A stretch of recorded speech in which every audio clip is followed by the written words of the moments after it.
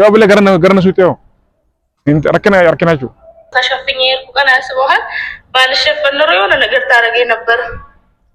እኔ ውስጤ ተንኮል የለም እንደሷ። እሷ ግን ውስጧ አይት ምን ያክል ተንኮለኛ እንደሆነች ያን ጊዜ ራሱ ተሸፍና መጣ የሆነ ነገር ብታረገኝ ሳልሽ ልክ እንደሷ መስያት ማለት ነው። السلام عليكم ورحمة الله وبركاته. أردفت يا سبرا هون تخيسن باكم جد كنت نجني ربي سين براغراتو ونورا دفنجرا زارة سمية ملكت لانيس كمتالج لزان ما تأجو مالنا مالتنا أرانتنا سمية راو جينغرتة إسلين تربة دبرلة غرتة ويا دبرلة نف بالبلسي تورتة بالبلسي جانما دولتي سامبودا دبي هندلا غوتشو بالبلا جيرتي سينسي بغربي سباسي نانجتة شولا بقرب بسباسة أتيجرت نما خنام ملاي متي نما قرت جموك أبو نما قرت خواجام مالتوني كوني سيني مالوتة وام باجي داسوتة مالو كنا قادو بس سنون قرت نما بيخوتي ملاي نما هم بينتي مالو قوتها هونو أكنا سنة فرنجتكو إسيلين قرت أني بدون كيا أني قرت كنا بودا وانين قروق أبو أنا بيخاتي شورا هنگتكو مسألة سنة جيسا سمجان دغمت بايه زك بايه نفريفته يرتيچو بايه نفريفته واي ملاسه السلام عليكم ورحمه الله وبركاته يا سو اندينك بالا دنا نك واي سلام نو الحمد لله اندين بناتك ويني ያልተረፍክም ባላ ምን አይነት አብድ ልጅ ናት እንዴት ነው እናት እኔ እኮ ቪዲዮ አይቼ እኔ ወይ ጉድ ነው በጣም ነው የገረመኝ አንተ ምን አይነት አብድ ናት እንዴት ልጅቷ ትንሽ እንኳን አይምሮ አይሰራም እንዴ አንተ በእናት ጥርስን የሚያክል ነገር እንዴት ታወርቃለሽ ግን እንኳንም 32ቱንም አላወለቀችልክ በድድ ካላስቀረችክ እንኳንም አንዱ ብቻ ሆነ ግን አየካ እኔን ታረቂ ልጅቷ ትንሽ እስከምትረጋጋ ድረስ ነው እንጂ ልጅቷ ዝም ብላ ትጮሃለች እንጂ ምስኪናት ያልካት ሴትዮ ጥርስን አዳገፈችልክ እና ልጅቷ ተስተካከላለች ለትንሽ ጊዜ ነው እንጂ ዝም ብላ ነው እንጂ የምትጮህ ተመለሽ ያልከኝ ማለት ነው። የኔን ጥርስን እንድታራግፈኝ ነበር ያው አንተ ጥርስን አራገፈች ግን እኔን አላህ አለ ምን እንደምታረገኝ ነበረው ማለት በተኛው ነበር የምታርደኝ እናቴ ተራለሽ እንደዚህ አንተ አስበዋል አንተ አብረህ ከነሱ ጋር እንደዛ ይሄድ ካንተ በሰርጋቸው በመናቸው ስንት ቦታ ይሄድ አሁን አንተ ትንሽ ነገር ስለተናገርካት በመነጋገር መግባባት እየተቻላችሁ ጥርስን አወለቀች አስበው ሳይድን ደግሞ የክፋቷ ክፋት ሳይድ ራሱ ሰው እንዴት ይገንዛብ ባል ማለት በቃ ማለት ሁሉ ነገር ነው እሱ ራሱ አሁን ቪዲዮ ቀርጫለሁ እያለችው ማለት ነው እሺ አሁን ይሄ ልጅ በሆነ ነገር ተገፋፍቶ ተነሳስቶ ወንድ ልጅ ነው ልክ ዞታ አናቷን ቢላት በተኛችበት ከዛ ምን ሊባል ነው ይሄ ልጅ ወለ የልጆችን አባት እንደው ምን አይነቷ መጥፎ ናት በእናታችሁ ግን ለማንኛውም እንኳን አተረፈክ ተጠንቀቅ ያው እኔ ለዚህ ነው እኔ ወደ እነሱ አልጠጋም ማለት መጀመሪያ ልብ ይነግሮኝ ነው ማለት ነው ስለዚህ አልহামዱሊላህ እኔ እንኳንም እነሱ ጋር አልገባውኝ እንኳንም አልሄድኩኝ እንዳጠጋ ያው ባንተ ቦታ ነው ይሆን ነበር እኔ እንኳን ጥርሴን ብቻ አይደለም ታረጋገኝ እናቴ የሆነ ነገር ታረገኝ ነበር እኔ አራሰጀስት ባለሜዲ በጣም ደስተኛ ነኝ እነሱ ጋር ባለመገናኘቴ ለማንኛውም ሰጀስቲ አንተ ራስን ጠብቅ አንተ ራሱ ማለት ነው ሌላ ጊዜ አትሄድ እነሱ ጋር አትድረስ እሷ ጋር በጭራሽ በምንም አይነት ተአምር እሷ ጋር እንዳትደርስ ዝም በላቸው ለምን ከደረስክ አስበዋል ምን እንደሚፈጠር እነሱ ጋር እንዳትደርስ እሷ ጋር እንዳትሄድ ሳይድም ጋር እንዳትሄድ በቃ ያለውን ነገር በስልክ ምናምን ራስህን መጠበቅ አለብህ እኔ ከዚህ በኋላ ሳይድን እናቴ እንኳን ላገኘው እኔ የዛን ቀን ራሱ ተሸፍኜ ይርኩ ቀን አስበዋል ባልሸፈን ኖሮ የሆነ ነገር ታረገኝ ነበር እኔ ውስጤ ተንኮል የለም እንደሷ እሷ ግን ውስጧ አይት ምን ያክል ተንኮለኛ እንደሆነች ያን ጊዜ ራሱ ተሸፍና መጣ የሆነ ነገር ብታረገኝ ሳልሽ ልክ እንደሷ መስያት ማለት ነው እኔስ እንደሷ ተንኮለኛ አይደለሁም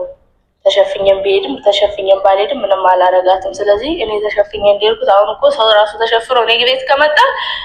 ገና ሰው ሊያገኝሽ ነው ከተባልኩ ተሸፍኖ ከሆነ ከሩቁ ነው ፊታችሁን ግለጡ ምለው ማለት ነው እሷ ብትሆንስ ብዬ ማለት ነው ለምን ልጅቷ በጣም ተንኮለኛ ናት እናቴ እንደምታወራው ብቻ ልክ ውስጧም እንደምላሷ ነው ሲፈጠር የሰው ልጅ ማለት ነው ውስጡ የደበቀው ነው በምላሱ የሚናገረው ውስጥ ደግነት ካለ ምላሱ መጥፎ ነገር አያወራም ስለዚህ ለማንኛውም ተጠንቀቂ ለማለት ነው በተረፈ ራስ ታውቃለህ ሱመያ ታንክ ዩ አመሰግናለሁ ሱመያም ባየ ተከሪፈተ ሁንዳፉ ማልጎረንጋ እንተሎን ሱመያ ፋን ጀስት ሱመያ ፋ نجست بشان أوى بشان دنفا fuularna itti sumayyaa fuularratti naquu teessi yoo dhufte jechuudha. Sanif ani wayne guys wanni ana haasoo kun isinii gala guys ene jorraallo lanante igaba cholande wayne sumayyaa ani dhaamsinin garte siif dhaamu achuma bakka jirtu ta'i sumayyaa ene milish ባለሽበት ቦታ እዛው በሰላም ኖሪ እዛው ካልጆችሽ ጋራ እዛው በሰላም ኖሪ ንምልሽነ ሰዘን መለ ፍንገረ ሃይፈርኩ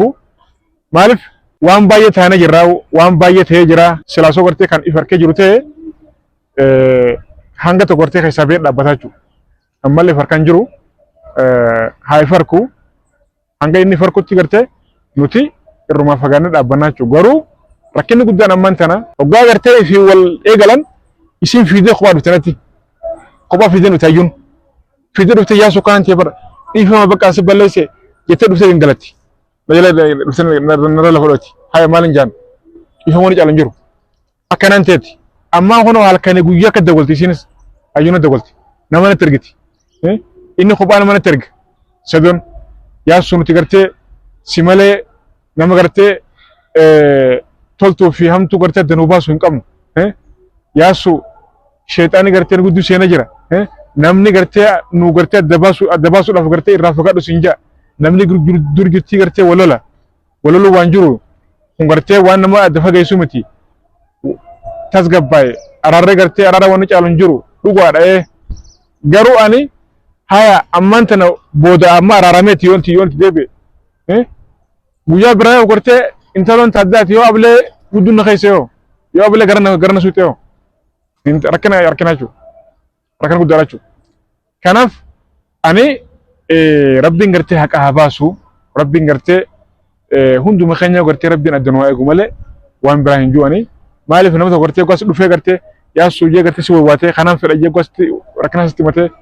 si malee humaan qabu jee gartee sitti waywaatee maal jettarre yalla nuti miskiina walmalee waan qabnu ayyee wanni kutte jenne walitti yaanaachu walitti dhiifama goone wajjin gartee gatteenya wajjin nyaanne wajjin fataa jennaachu wajjin fataa jennaachu kana wanni jiruuti sumayyaa gartee dhaamsiidhaa bareedaadha dhugatti baay'ee rifattee baay'ee gartee naaf dhiphattee gaafa jalqaba gartee ani gartee dhaabame jee gartee viidiyoo godhiise yeroo baay'ee dabalte ani bilbila kasitee kanama biraa ta'e hin beekne yeroo baay'ee dabalte yeroo digdama ni dawwalame bilbila tokko jechuudha. Bilbilumaan kun eenyu jeetan halkan leelli dawwalee deebiseef kunoo sumayyaadha. Akkasitti baga rabbi si baase bakka amma raftee jirtaan illee rafeen jira ganama jettee akkasitti sagalee kanaa keessa jechuudha. Sumayyaan miskiina dhugaatti miskiina ammallee gartee ani rabbiin gartee ilmaan siidhaa keessaa bulchu. Isaan hundaa gartee rabbiin gartee intaloo gartee ayyuutanillee gartee rabbiin gartee haa qabbaneessu rabbiin gartee harka siidhaa kan gartee rabbiin gartee bishaan godhee rabbii haa qabbaneessu nuti nagaa feena nagaa gartee wanni caalu hin jiru silaa gartee isaan hundinuu gartee bakka takkatti wal jechaanii nagaan gartee wajjin jiraatanii nagaan gartee gammachuu wajjin jiraatanii feena garuu maal goona gaa yoo gartee balaa isin deemtuun tuni balummaan gartee isin deemtuun tuni yoo gartee hin qabbanoone wani goonu hin jiru. Amma gartee gaa bultii namallee seenuun gaarii miti ani mallee gartee fayyaa kiyyaan hordofaa jira doktoraan hordofaa jira doktorri gartee qoricha gartee baay'ee gartee na godhaa jira ilkeellee gartee asit dhaabuudhaa fi biyya alatti dhaabuu gartee murteessine jechuudha murteessine jalqaba gartee foon hana fayyu akkuma gartee isin jechaa jiru foon na fayyine ilkeen akkanatti goisin gartee akkanatti na dhoytu akkana keessatti gartee na cabxe jechuudha. Keessa buqqaatee seentee foon akkanatti cibe foon akkana murameeti akkanatti foon dhoyee jechuudha. Sanif yeroo fudhataa jechuudha. Akkasii isinis du'aadhaan nu dukkatinaadha. Nuti gartee anammallee gartee nagaa isaanii malee hammingi isaanii fedhu jechuudha. Ani nagaa isaaniitiin fedha. Sumayyaallee gartee bakka jirtutti nagaa ilmaan si wajjin haa godhu. Sedoollee gartee nagaa, ayyuullee gartee nagaa harkasii qabban haa buusu. Garuu jalqaba ayyuu tana gartee mana yaalaa geessanii yaaluudha. Yoo gartee qoricha ta'ellee yoo gartee wanni isin itti yaalamtu jiraate yoo gartee miidhamni sammuu jiraatillee gartee doktora gartee sammuu qoratu bira geessanii qoratanii waan gartee isii kana godhatan waan gartee miidhaa gartee isiin qabdan gartee adda baasanii hubatanii